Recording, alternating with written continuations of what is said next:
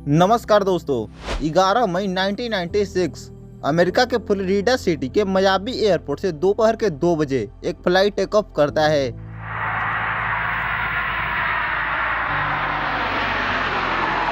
Flight का number था 592 और मॉडल DC-9। 2 इंजन वाला यह प्लेन 29 सालों से उड़ान भर रहा था। इसे चलाने वाली कंपनी का नाम था वैल्यू जेट।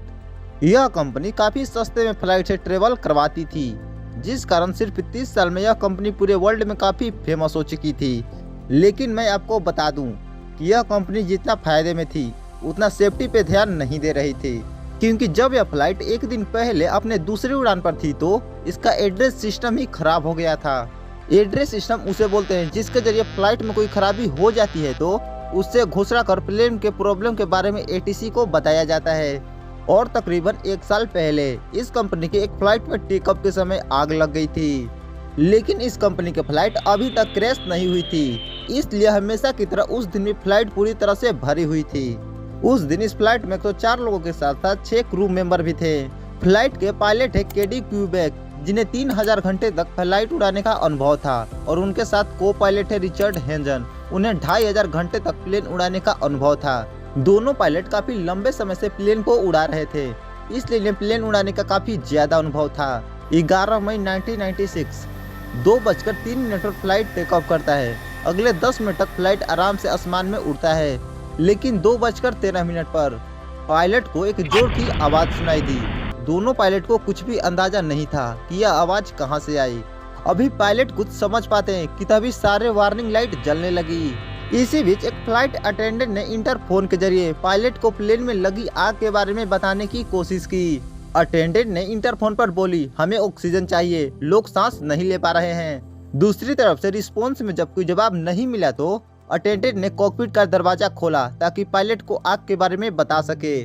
सिर्फ 2 सेकंड तक दरवाजा खोलकर वो चिल्लाई, सभी तरफ आग है। यह कहकर उसने कॉकपिट का दरवाजा बंद कर दिया। यह बात सुनकर पायलट ने ATC को बताया कि हम मायामी लौट रहे हैं, लेकिन मैं आपको बता दूं, कॉकपिट का इमरजेंसी में दरवाजा खोलना रूल के खिलाफ होता है। ATC ने जवाब दिया, हवाई अड्डे पर फायर ट्रक और एम्बुलेंस पहुंच रही है, आप रनवे पर लैंड करने का प्रयास कीजिए।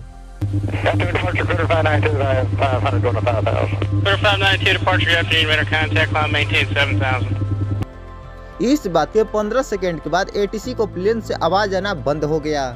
कंट्रोलर के पास लगे रडार के मुताबिक अगले 90 सेकंड तक प्लेन हवा में उड़ता रहा और फिर अचानक नोक होकर नीचे गिरने लगा। प्लेन 12,000 फीट की ऊंचाई से पूरी तरह से नोक होकर अचानक नीचे गिर रहा था, लेकिन प्लेन जब 900 फीट की ऊंचाई पर आया तो मानो जैसे प्लेन में कोई चमत्कार हो गया। प्लेन फिर से सीधा हो गया और रनवे की तरफ बढ़ने लगा। कुछ सेकंड के लिए ऐसा लगा मानो जैसे प्लेन सेफ्टी से लैंड कर जाएगा, लेकिन फिर कुछ ऐसा हुआ। Today marks the 20th anniversary of the crash of ValueJet Flight 592 in the Florida Everglades. The plane went down about 11 minutes after takeoff from Miami International Airport on May 11th, 1996. It was headed for Atlanta. All 110 people on board were killed. Plane जहां crash हुआ था वो जगह airport से कुछ ही दूरी पर था, इसलिए बचाव दल तुरंत वहां पहुंचे। लेकिन बचाव दल वाले जब क्रैश एरिया पर पहुंचे तो वो भी हक्के बक्के रह गए। दरअसल जिस एरिया में प्लेन क्रैश हुआ था उस एरिया को एवरग्लेड्स कहा जाता है, जो साउथ फ्लोरिडा का एक विशाल भूभाग है, लेकिन यह एरिया पूरी तरह से दलदल है। इस विशाल दलदल में मगरमच्छ, सांप, लॉबस्टर जैसे खतरनाक जीव काफी मात्रा में रहते हैं। प्लेन ठीक इसी जगह पे गिरा था। बचाव दल के लिए लोगों को बचाना तो दूर, इस एरिया में पहुंचना भी मुश्किल था। फिर आगे क्या हुआ उसे जानने से पहले प्लेन में आग कैसे लगी इसे जानने की कोशिश करते हैं।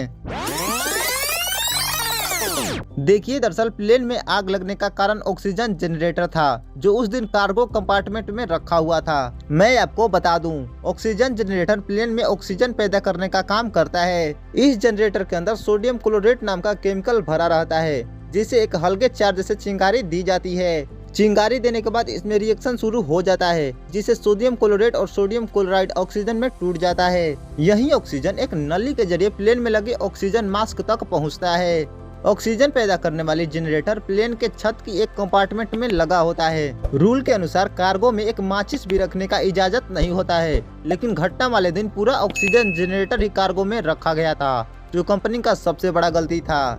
ऑक्सीजन जनरेटर के ऊपर लिखा था ऑक्सीजन कैनिस्टर, जिसका मतलब होता है कि जनरेटर खाली है, लेकिन असल में वो जनरेटर केमिकल से भरा हुआ था, जिसके ऊपर सेफ्टी कैंप भी नहीं लगा था। यह सभी लापरवाही पैसा बचाने के चक्कर में की गई थी। दरअसल बेलू जेट कंपनी ने प्लेन के मेंटेनेंस का काम दूसरी कंपनी को दे रखा था। आमतौर पर इस लापरवाही का नतीजा छोटे मोटे तकनीकी फॉल्ट में नजर आता है, लेकिन उस दिन ये छोटी सी गलती 110 लोगों की मौत का कारण बनी।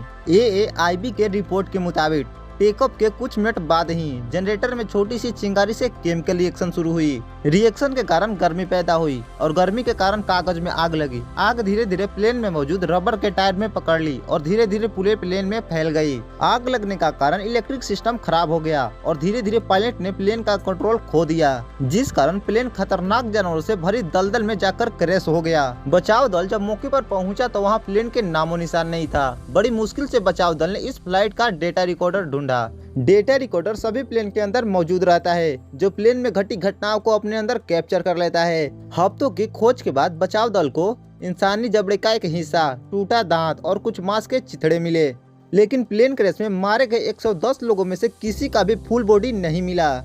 वीडियो के लास्ट में आपको बता दें कि इस दुर्घटना का जिम्मेदार 3 ग्रुप को ठहराया गया। पहली थी बेलू जेट कंपनी, दूसरा सेवरटेक कंपनी, यह वही कंपनी थी जो प्लेन का मेंटेनेंस का जिम्मा उठाती थी, और तीसरा FAA यानी फेडरल एविएशन एजेंसी। FAA को इसलिए जिम्मेदार माना गया कि 1988 में एक ऐसे ही हादसे के बाद जांच एजेंसी ने FAA को सभी प्लेन के कार्गो में धुआं डिटेक्टर लगाने के लिए बोला गया था, लेकिन FAA ने इस बात पर जरा सा भी ध्यान नहीं दिया और अपने सफाई में बोला धुआं डिटेक्टर लगाने से प्लेन का वेट काफी ज्यादा बढ़ जाएगा। 1997 में कोर्ट ने मेंटेनेंस कंपनी के 3 लोगों को दोषी करार दिया और कंपनी पे 100 करोड़ रुपए का जुर्माना लगाया और बेलू जेट कंपनी के सभी प्लेन को 1 साल के लिए बंद कर दिया गया।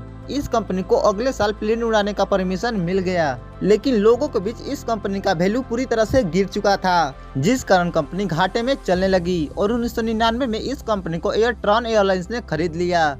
अगर आपको यह वीडियो जरा सा भी अच्छी लगी तो वीडियो को लाइक करके चैनल को सब्सक्राइब कर लें।